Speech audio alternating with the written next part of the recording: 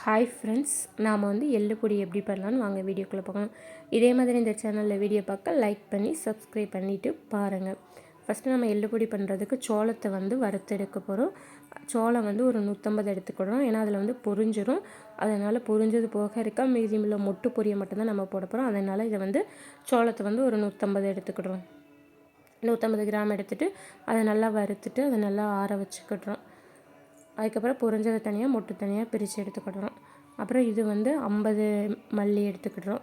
பாதிக்கு பாதி தான் போடணும். அது சோளம் 100 போட்டோம்னா 50 மல்லி தான் போடணும். 50 கிராம் மல்லி எடுத்து அதை ஃபுல்லாக நல்லா கொத்தமல்லி எடுத்து அதை நல்லா ஃபுல்லாக வறுத்து எடுத்துக்கிட்டோம். அப்புறம் இதவும் தனியாக ஆற வச்சுக்கணும். அதுக்கப்புறம் எள்ளு 100 எள்ளு எடுத்துக்கிடுறோம். 100 எள்ளு 2-3 பச்சை மிளகாய், உங்களுக்கு காரம் எப்படியோ அதுக்கேற்றாப்புல பச்சை காரம் வரமிளகாய் எடுத்துக்கோங்க.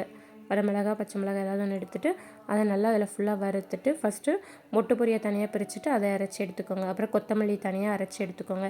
அப்புறம் எள்ளை தனியாக அரைச்சிட்டு எல்லாத்தையும் ஒன்றா சேர்த்துட்டு அதுக்கு தேவையான உப்பு, புளி லைட்டாக கொஞ்சமாக போட்டுக்கோங்க. 4-5 பூண்டு போட்டு நல்லா அரைச்சி எடுத்துக்கோங்க. ஃபஸ்ட்டு எல்லாத்தையும் தனித்தனியாக அரைச்சிட்டு அடுத்து மொத்தமாக அரைச்சிங்கன்னா எள்ளு பொடி ரெடி ஆயிரும்.